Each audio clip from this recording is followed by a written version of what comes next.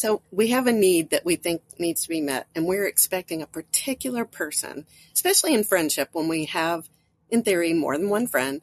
Why does it have to be that person to meet this need?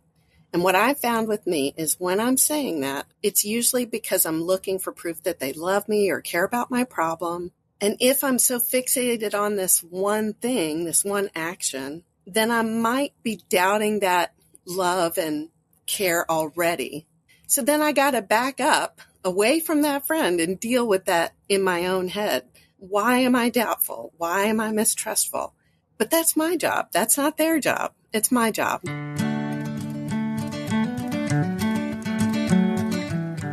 Welcome to Dear Nina, Conversations About Friendship. I'm so glad you're here.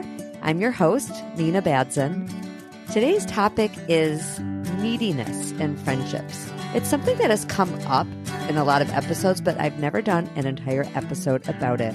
And today's episode started with an honest and heartfelt letter that my guest, author Sally Vardaman, wrote to me in reaction to an episode I did with my mom back in September. That was episode number 72, titled Grudges and Apologies in Friendships. Something my mom said made Sally want to reach out to me. I will just read you the letter that encouraged me to invite Sally on the show to discuss neediness, which is often a loaded and difficult word to deal with in relationships. First, I want to say that Sally is a Minneapolis-based writer. She's a regular listener to this show, which is how we first got to know each other, really through emails and social media. We had not met in person when we recorded this. We still have not met in person, but I know we will. I really have enjoyed her essay collection, Shoot the Arrows. Each essay is essentially a letter to her grown children about life struggles. For example, facing addiction, telling the truth, nitpicking, communicating, kindness, and yes, neediness gets its own chapter. So here is Sally's letter. Dear Nina, I listened to the episode with your mom about grudges and apologies. In that episode, your mom talked about a friendship ending related to that person's neediness. In adulthood, I haven't lost friends over that, but I definitely did as a teenager. I want to tell you a success story about an adult friendship and neediness. My friend Nikki and I each had our 3 children in a similar time frame. The 6 of them were born in a 4-year span. When they were all little, she had a lot of family support and I did not. So I was in an even needier place at that time, but neediness had been a general theme with me. Nikki is like family to me, but because she has family around her, that is not the same for her as it is for me, and it was a mismatch in what we wanted from each other. Fortunately, Nikki is a rock star boundary setter, and I had at least some awareness of my issue. She could set a boundary and still stay close to me. But there was a tension there, and it existed in our friendship at a low level for 15 years. I wrote a chapter in my book about resentment, which marked the end of these feelings of tension with Nikki because we talked about that mismatch of needs for the first time. And what I think is important about that conversation is that we only acknowledged that it was true, that it was a dynamic in our friendship. We knew we weren't going to change it, and that I was able to let my disappointment about all of that go. And the above happened after a lot of my growth around neediness.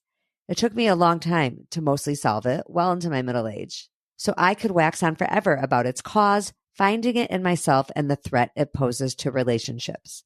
It relates to my upbringing, my ADHD, and ways my maturity was slow in my early adult life. Neediness is so complex, we can't solve it in short order. But it is so uncomfortable that few people talk about it like this in the first person. I did it in my book because it is hard to build the self-awareness needed to climb out of it if no one talks openly about their experience. But it really is a common thing. It is an unpleasant topic, but I believe one that should be spoken about. Best, Sally. And I agreed with Sally and invited her to join me on the show. Welcome, Sally. So glad to have you here. Thank you for having me. I'm excited. So I asked you to come on the show. I love getting feedback from listeners. And after an episode I did with my mom, we had an email exchange. My mom and I discussed a friendship that ended for her about 40 years ago. She still remembers it really well, as we all do. We all remember our friendships that ended. This particular friend was really upset with my mom and gave her a long list of reasons why. It was something that was kind of the straw that broke the camel's back. But this friend had been mad for all kinds of reasons. And my mom, thinking about those reasons, was kind of like, this friend is just too needy. The reason in particular that the friend had brought up in that moment was that she was upset that my mom had not come to sit with her husband during a surgery she was having. And my mom was like, I have little kids, you have family, your husband's there. Why do I need to be there to sit with your husband? And there are probably friends who would do that kind of thing. My mom either didn't feel that way about this friend or just didn't have the capacity at that time. My mom, instead of apologizing, was kind of like, I'm done. Something about that struck something in you. So I want to hear about that. And then right after that, or within that, we should also define neediness, because I think people hear that word and everybody has different things to say. Okay, so it's so funny. I think we also in our email exchange talked about what a loaded word needy is. And when your mom said something like she was needy, she was more than needy. She was also demanding, rigid, unreasonable. The other person, not your mom, obviously.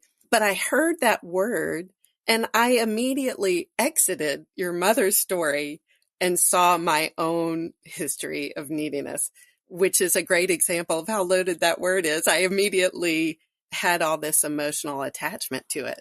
And I sent you the email then because I thought, I know I'm not the only one who responds to that way.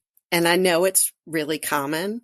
I'm very comfortable talking about awkward things, and neediness is a really awkward thing because lots of people may not want to talk about it or hear about it, but the ones who do probably struggled like I did. Yeah. And I did hear from someone else around the same time who wrote, oh my gosh, I'm worried I'm the needy friend. I think a lot of people react that way, not just to that particular episode, but in general, when they hear somebody complain about someone else's neediness, it really, I think, would be a normal reaction to be like, wait, am I demanding too much? I like that you said the word demanding. It's one way to look at it. Right. Well, let's say if I were in that situation, I need a friend to sit with me. Why does it have to be a particular friend? Why is a particular friend responsible for meeting a given need? That's the rigidity, I think, it's not just neediness, it's rigid and demanding. And neediness is a big umbrella. And is there any other definition, if we can tease that out a little? Yeah, I have two for neediness. I think if it's the other person, I'm recoiling from what I view as neediness. I see it. The definition from my perspective is they want something from me I'm not willing to give or not able to give.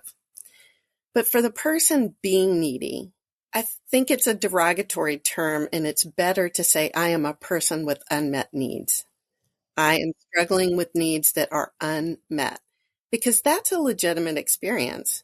It's not any one particular friend's job to solve it, but it is a legitimate experience that I, as the person, need to address. That's actually really brilliant. I think that would change a lot of people's perspectives. That's so true, because there is nothing wrong with realizing, actually a huge piece of my podcast, all my episodes are about that. If you think about it, somebody is looking to meet friends in a new stage of life and doesn't have friends. Somebody isn't sure if it's time to end a friendship. There's all kinds of things within this. It's coming from an unmet need.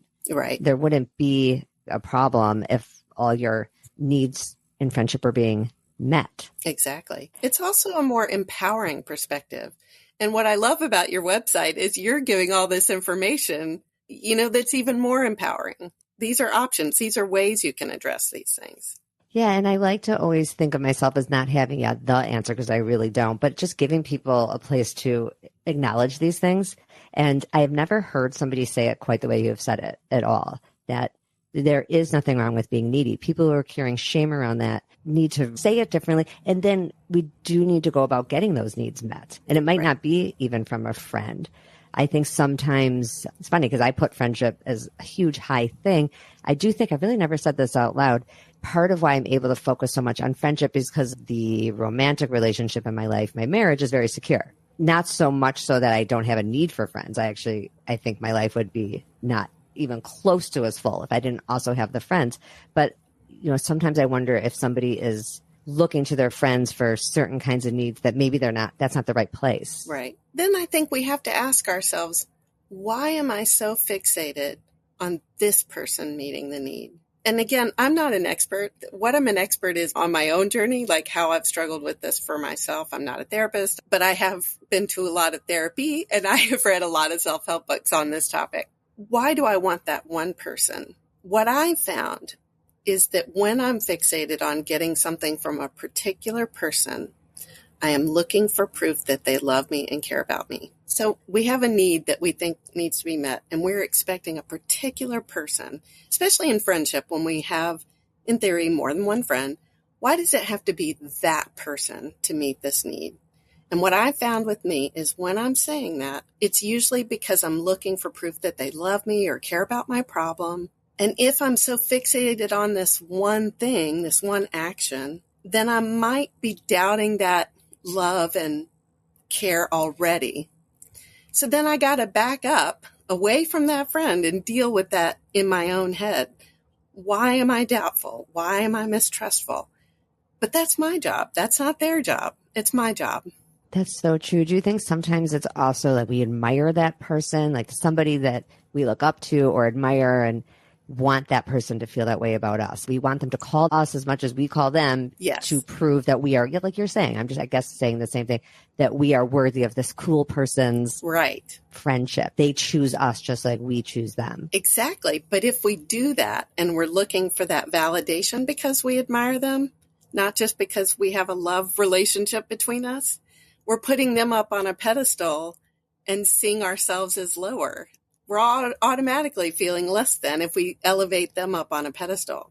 This relates to something I bring up in probably every episode at this point, and that is that I really urge people to not keep track of who reaches out, more. Yeah. Obviously, if it's 100-0, that's a problem. But even if it's 80-20, I push people to be okay with that. Right. I mean, you know it when you see it. If you really feel that you are way more interested in this friendship, the other person is just barely tolerating you, that's different. But some people are just not as organized about their time. You have to develop the ability to discern the difference, and that takes a lot of time and maturity. But I think it starts from assuming the best, that not everybody is as organized. But I'm saying that for the reasons we're talking about is if you're looking for 50-50, then you're constantly in this testing mode of, do they like me as much? Are they interested as much? And if you're doubting it to begin with, at least with me, if I'm doubting it to begin with, I need to be honest with myself about that and kind of deal with why I feel that way before I put a lot of obligation on the other person. And in your new book, Shoot the Arrows, which I mentioned in the intro, is out. I love essays. Are you willing to talk a little bit about your chapter on neediness, which of course is part of the context for this episode? You had a mentor that had some good advice, which we've talked a little bit about here, but I'm wondering if you're willing to talk about what's in that chapter. Happy to. The chapter starts with a really embarrassing story of me being inappropriately needy and rude about it. And I might even also borderline into narcissistic in a particular social setting within my family. I use that example because A, it's embarrassing. And I want people to know, those of us who've struggled with this, we've probably done really embarrassing things that we're ashamed of. And I was ashamed of that story. So I put it in there because there's nothing to remove shame like telling it to people on purpose, on your own terms. But then in friendships, somewhat in my family and in my life, I've definitely struggled with neediness. I've probably gotten past it in friendships, but it has come up in my romantic life. If we struggle with something and we improve upon it, we can kind of slide back and regress. So it's something I'm very mindful of. But there was a particular situation I was really hurt about, and I was talking to this. I consider her a mentor because she's a lot older and very wise, and it just has been very generous in being my friend. And I said something to the effect of, I feel so needy about that particular situation.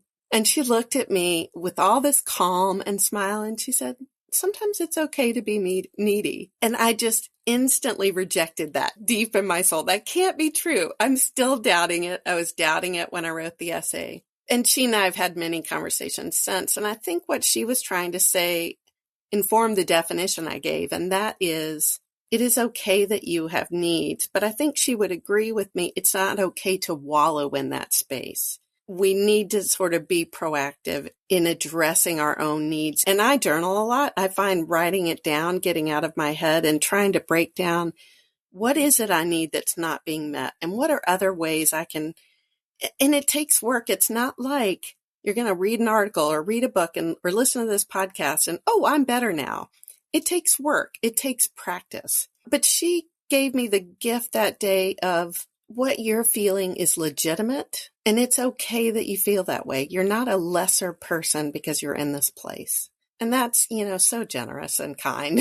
Yeah, it is a gift to have someone say to you, there's nothing wrong with you for feeling this way. Okay, now what are we going to do to get those needs met, not from just this one person? So I love that with the journaling. And then part of the journaling being maybe problem solving a little, brainstorming. Okay, I guess identifying the need. Is it loneliness? Is it a self-confidence issue? I mean, it's probably different in every situation, but how are we going to get that need met? If it's loneliness and you have one good friend and you kind of realize you're putting too much on this one friend who maybe has other things going on in their life, then it's, what am I going to do to make other friends? Right. It's not that the need needs to go away. I actually think that's really important. There's nothing wrong with the need for more friends, but okay, let's do something about it. Agreed. Another thing I've found a helpful practice when I'm overly focused on what I need is when I'm spending time with that friend, intentionally paying attention to their needs, like listen extra hard, because a friendship, like you said, you don't keep track. You don't want to keep score, but it should be mutual and reciprocal. So if I'm stuck in that mindset, actually intentionally putting my focus all on them can help get me out of my own head while I'm spending time with them. And paying attention to people is a great friend habit. It brings me to something else I wanted you to talk about, which is, what have you learned in all the reading you've done on this topic and now writing about it and all the therapy and everything, about why are some people more caretakers than others? Because some friends, in my mom's situation, for example, we can use that situation again because it's a good one, are really good at being the first one to say, hey, let me come sit with you at the hospital. Let me come bring over dinner. They don't see what we might be calling, or what I might call demanding, or my mom might call demanding. Someone else might just happily meet those demands. They don't even see it as a bad thing. What I'm saying is my mom maybe is not a natural caretaker in a friendship. Not that she wouldn't. I mean, she does. She is a very good friend. So I quote her all the time. She has maintained so many good friends in her life and people love her and she loves a lot of people. So she's obviously doing something right, but she's still probably not the first person to come to the hospital. So why are some people more natural caretakers and some people maybe back away a little bit when we sense a demand?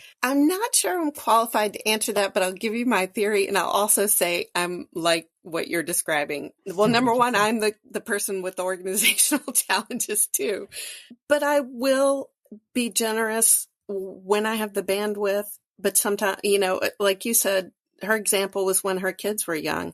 When my kids were young, they were really close in age. I had no family support here. No, I wasn't the friend who stepped up in those moments, except when I could manage to. And I did sometimes, and sometimes we can't. And that's why we can't be so rigid about the one friend that does it. As for the caretaker, no one can be that person all the time. I think it's temperament, but I also think it's the logistics of life in that moment. We can't be everything to everyone. No, it's true. There are times that are easier than others. And I guess a maybe advice I'd give on friendship in general is if you are in a time of life where, and by time, I mean, it might be like a particular month where you have less on your plate or you just have more bandwidth and something comes up for a friend, like in the Jewish community, it's pretty common. If somebody has a relative die, some friend will stand up. I mean, I admired watching this so much in my whole life. And then when my dad died, I saw it too. He died almost 2 years ago.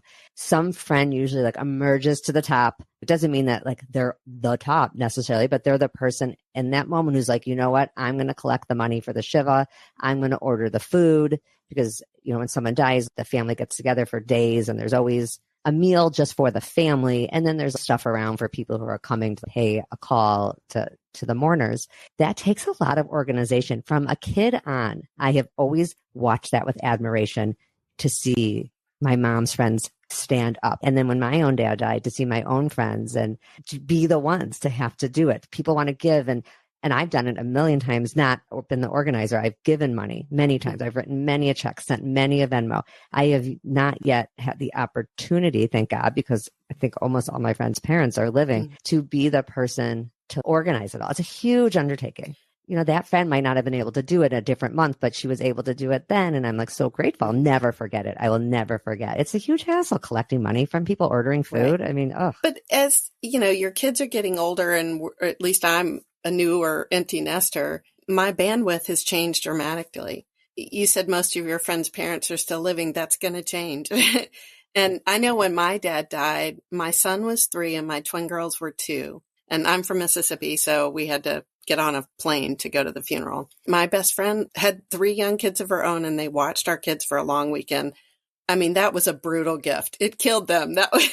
But they did it. There are people I'm close enough. When crisis happens, I will drop everything for them because that is the nature of our relationship. But these are short-term crises. These are not ongoing. We do things differently in a short-term crisis because the situation demands it of all of us, right? Yes, true. And we can rise to the occasion for these short-term things. Actually, I do get letters from people really upset about friends who have not risen to the occasion in these short-term things, because that does seem less excusable. It's understandable to not be the person who's going to watch someone's kid every Friday for a year or something. But if to take them for the one weekend when you are burying your parent, step up. And I, at least in my own practice, I still try and assume the best because if you're not hearing from them, we may have no idea what's going on with that person. And we may never know. You said that earlier about assuming the best. It's a really good practice, even when it's hard. The not keeping score, assuming the best really does lead to a happier life. Because all of us, there are times when we don't maybe step up as well as we could. And we know the reason why. And it's usually not some personal thing against the other person. And so that we have to assume that. And on the keeping score thing, because I think neediness, at least with me, and insecurity are very highly correlated. If I'm not keeping score on other people, it helps me stop keeping score with myself. It helps me be easier on myself. I like that a lot. The final piece of this puzzle, which you addressed a little bit in your essay, I think it's such an important point, is having dealt with your own knowing times that you've been needy and how you've worked through it and continue to work through it when it pops up, it has made you recognize when someone else has needs and is maybe overly demanding, and you've been able to treat that differently than you might have had you not dealt with it in your own life. I'm sure many of us could use that advice. You have a needy friend. What do you want to tell the person who's listening to this who has someone in their life that they're like, oh, this person is just so needy? So I have 2 examples, but I will say I don't think everyone who exhibits neediness is demanding. I think sometimes they can seem pitiful, or we're feeling sorry for them, or they're asking us simply for something we're not willing to do. Maybe we're not able to do it, but at least we're not willing to do. So I'll give first an example from my stage of the neediness. So I've had the same best friend for 32 years. And when the same one who watched my dad, so it's not like she hadn't been a good friend to me, obviously. But when our kids were babies, she had a lot more family support than I did here locally. And I didn't. And I resented that. And I was jealous, even though I knew it wasn't her fault. But I was needier and wanted more from her than she could give in that time. And I understood it. I didn't expect it. That was actually this time where I learned I had to deal with this need. It wasn't hers, but I had to deal with my feelings about it. But she would do everything she could. And then when she couldn't, she was just lovingly clear. Yep, I can't do that. She could love me. She could say no without judging me for where I was, which is hard to do. And that's a practice in and of itself. But you can set boundaries with people and still show them love and worthiness and kindness. You don't have to meet their every request to show loving kindness towards them. When we were talking about the caretaking thing, I don't think people dealing with neediness need people to baby them. I think if we set boundaries with people, we are giving them the room they need to figure it out. We're not abandoning them necessarily, unless in your mom's story, that person was being unreasonable. I would have done the same thing your mom did. That wasn't a friendship, that level of demand. So I think loving boundaries is great for friendships for all kinds of reasons, but especially here. And then my other example, I have more of an acquaintance, but she had shared some really personal struggles with me because I'm good at this. I'm not good at small talk. So people do that. And she was really struggling with neediness, not towards me, but just in her life. And she was very bitter about things that had happened. And she was talking to me about this, and she was saying, I don't know how I can make this person. This isn't the way she worded it, but it was something to the effect of she couldn't make the person do what she wanted them to do. And I told her, I said, I think that's not a friendship conversation. I think a therapist could really help you with that and help you have reasonable expectations. I think sometimes it's a loving thing to say to a friend, this is out of the scope of friend expertise. I think you need a more experienced coach on this. I've used those words in particular. I think you need a more experienced coach on this than I can give you as your friend. Because sometimes we can be loving and we can be supportive, but we can't solve each other's issues. That's a great script. That's helpful. I mean, people are looking for that. Like, what can you say? Yeah, because that's a way of acknowledging someone's pain, I think. And it's like saying, I hear you're hurting, or I hear you're having this really serious, pervasive issue. And unfortunately, I'm out of ideas, or it's time to take it elsewhere. It's also a cue of saying, like, we're going to not solve this here. And you deserve help. I'm saying you deserve help. And if I can say that to another person, it's because I came to believe it about myself, that I deserved help, that I deserved coaching, and it works. Believing that we deserve the help we need, but we can't always decide where we're going to get it. We can't decide, oh, I want that friend to get it. It's not a cafeteria. There's lots of options out there, and we have to kind of trial and error and find a good therapist, maybe some more friends to balance it out, that sort of thing. I love that. I think it's actually a perfect note to end on, unless there's anything else we didn't address that you think is important to add. And I'm so excited to meet you because, as you know, I'm a big Dear Nina fan. Thank you. And this is a great example of pitching. Like I say sometimes in episodes, I'm always open to new ideas. I never had done this topic, although I feel like I've hinted at it, but we've never addressed it. It just takes a great pitch for me to say, yeah, let's do it. I'm open always to an idea that we haven't done and that I think we have enough to talk about. And I really think this will help people. So thank you for being willing to reach out to me and tell me what you thought of my conversation with my mom. We were able to make some real good out of it. So we'll have to meet in person eventually soon, because we are both Minneapolis people. We don't live that far from each other. I would love that. Thank you for having me. This is a good time to say, because it's been a while since I've said it, that there are lots of different ways you can connect with me. If you are enjoying the show, if you love the topic of friendship the way I do, I talk about friendship in other forums other than the podcast. I have a newsletter on Substack called dearnina.substack.com. Well, it's not called that, but that's where you find it. Substack is a website that houses a lot of newsletters. I know the word Substack gets thrown around a lot, and not everybody knows what it is. It's really just a website where people keep their newsletters. dearnina.substack.com. I also have a Facebook group, which I am very involved in, and I pop in there a lot. We talk about shows and books, and not just about friendship, but of course we talk a lot about friendship. That is on Facebook. If you just look up Dear Nina, the group, you will find it. Instagram, of course, I'm probably there way too much. Dear.nina.b. The last place I am is TikTok. That's at Dear Nina Podcast.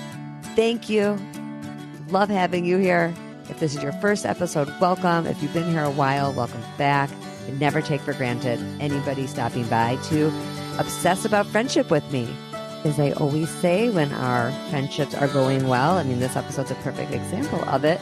We are happier all around. And I guess another lesson of this is if they're not going well, that's okay. Let's get some help and deal with it. Bye.